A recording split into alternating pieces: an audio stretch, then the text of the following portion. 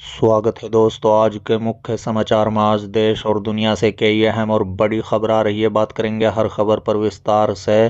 कांग्रेस ने 18 दिसंबर को लखनऊ में विधानसभा का घेराव करने का किया ऐलान, बताएंगे विस्तार से। इसी के साथ अगली बड़ी खबर में आपको बताएंगे यूपी विधानसभा में भारी हंगामे की आशंका, योगी के बयान से सपा नेता नाराज, बताएंगे एक और बड़ी अपडेट। असम में बीफ बैन के आदेश से आदिवासी नेताओं में नाराजगी, मेघालय में बीजेपी के सहयोगी दल के नेता हुए अलग। इसी के साथ अगली बड़ी खबर में आपको बताएंगे विधानमंडल सत्र शुरू होने से पहले एसपी का प्रदर्शन, विधायक और विधान परिषद सदस्य हाथों में तख्ती लेकर बैठे। इसी के साथ अगली बड़ी खबर में आपको बताएंगे सुप्रीम कोर्ट कॉलेजियम ने कथित आपत्तिजनक बयान देने वाले हाई कोर्ट जज को किया तलब। एक और बड़ी अपडेट, शंभू बॉर्डर पर आंदोलन तेज, पंजाब के बाहर ट्रैक्टर मार्च निकलेगा आज, किसान नेता ने किया ऐलान। तो चलिए देख लेते आज की पहली बड़ी खबर। विधानसभा सत्र शुरू होने से पहले सपा का प्रदर्शन, विधायक और विधान परिषद सदस्य हाथों में तख्ती लेकर बैठे। जी हां दोस्तों, आपकी जानकारी के लिए बता दें कि राजधानी लखनऊ में सोमवार से विधानसभा का सत्र शुरू होने जा रहा है। इससे पहले समाजवादी पार्टी के विधायक और विधान परिषद सदस्य विधानसभा में एक तीर्थ हुए, एकजुट होकर चौधरी चरण सिंह की प्रतिमा के पास प्रदर्शन कर रहे हैं।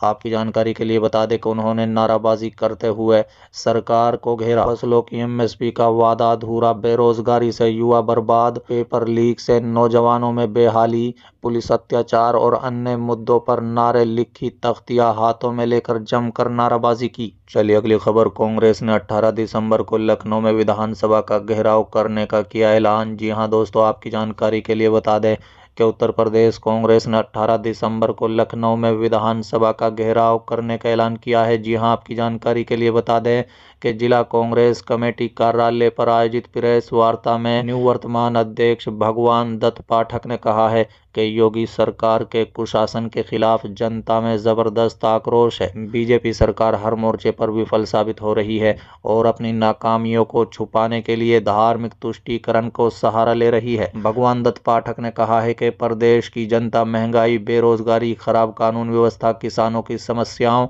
और स्वास्थ्य सेवाओं की बदहाली से त्रस्त है। सरकार की नीतियों आम जनता के खिलाफ है और केवल कुछ खास निजी कंपनियों को फायदा पहुंचाने के लिए काम हो रहा है। इस दौरान कांग्रेस के वरिष्ठ नेता तालाश सिद्दीकी, पीसीसी सदस्य रमेश प्रजापति, मोहित मिश्रा, इमरान खान और अन्य नेता मौजूद रहे। आपकी जानकारी के लिए बता दें, श्री पाठक ने बिजली कंपनियों के निजीकरण को गुजराती कंपनियों को फायदा पहुंचाने की साजिश करार दिया है। उन्होंने कहा है कि निजीकरण से बिजली की दरें बढ़ रही है और इसका सीधा असर आम उपभोक्ताओं पर पड़ रहा है। कांग्रेस ने सरकार पर किसानों के साथ सौतेला व्यवहार करने का आरोप लगाया।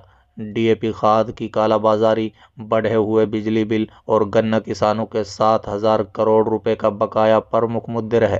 युवाओं के लिए रोजगारी की कमी और सरकारी भर्तियों में भ्रष्टाचार को लेकर भी सरकार की आलोचना की गई।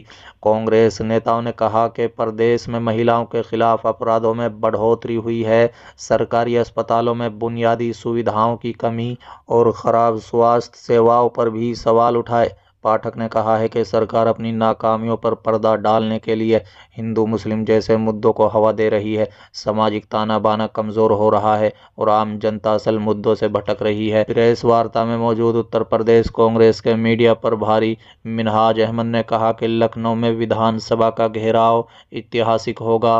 कांग्रेस जनता के मुद्दे को लेकर संघर्षरत है और इस बार सरकार को जवाबदेह बनाने का संकल्प लिया है। चलिए अगली खबर। असम में बीफ बैन के आदेश से आदिवासी नेताओं में नाराजगी, मेघालय में बीजेपी के सहयोगी दल के मंत्री का बड़ा बयान। जी हां, आपकी जानकारी के लिए बता दें कि असम में बीजेपी के नेतृत्व वाली हिमंत बिस्वा शर्मा की सरकार के बीफ खाने पर बैन के आदेश को लेकर असम के आदिवासी इलाकों में जबरदस्त बेचैनी है। आदिवासी नेताओं ने कहा है कि इस फैसले को आदिवासी समुदाय के इलाके में लागू कर पाना संभव नहीं है। पड़ोसी राज्य मेघालय में बीजेपी के विधायक सनबोर मुल्लई ने फैसला का खुलकर विरोध किया है।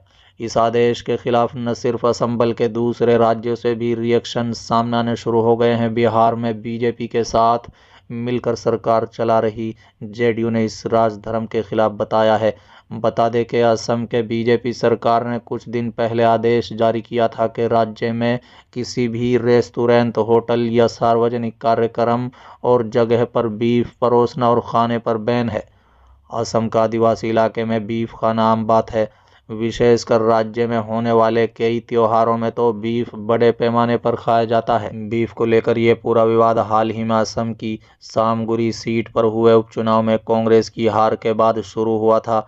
गोबरी के सांसद रकीबुल हुसैन ने आरोप लगाया था कि मुख्यमंत्री हिमंत बिस्वा शर्मा और बीजेपी ने सामगुरी में लोगों को बीफ को पेशकश और बंगाली मुसलमानों को लुभाने की कोशिश की। कांग्रेस सांसद हुसैन ने कहा था कि हिमंत कहते हैं कि उन्हें बंगाली मुसलमान यानी मियाँ समुदाय को वोट नहीं चाहिए, लेकिन चुनाव जीतने के लिए उन्होंने गाय को मार डाला और उसकी दावत दी। हुसैन की टिप्पणी पर शर्मा ने कहा था कि अगर कांग्रेस कहे तो उनकी सरकार राज्य में बीफ पर प्रतिबंध लगाने के लिए तैयार है। इसके बाद शर्मा ने बीफ पर बैन को लेकर फैसला लिया था। बहरहाल असम में क्रिसमस के दौरान होने वाले त्योहारों की शुरुआत हो गई है। बड़े आदिवासी नेता और पूर्व राज्य मंत्री होलीराम तेरंग ने पूछा है कि इस क्षेत्र में बीफ पर बैन के आदेश को कैसे लागू किया जाएगा। तेरंग ने कहा है कि कुर्बानी और दिमासा समुदाय के लोग बीफ नहीं खाते हैं, लेकिन नागा और कुकी समुदाय के लोग इसे खाते हैं। आमतौर पर दावतों और उत्सव में बीफ परोसा जाता है।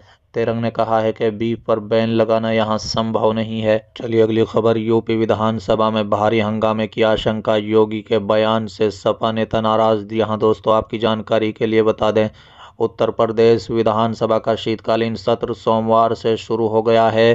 शीतकालीन सत्र को लेकर नेता प्रतिपक्ष माता प्रसाद पांडे की प्रतिक्रिया सामने आई है। आपकी जानकारी के लिए बता दें, उन्होंने कहा कि सदन में समाजवादी पार्टी प्रदेश में बढ़ते सांप्रदायिक तनाव, विशेषकर संभल की स्थिति पर चिंता जताएगी।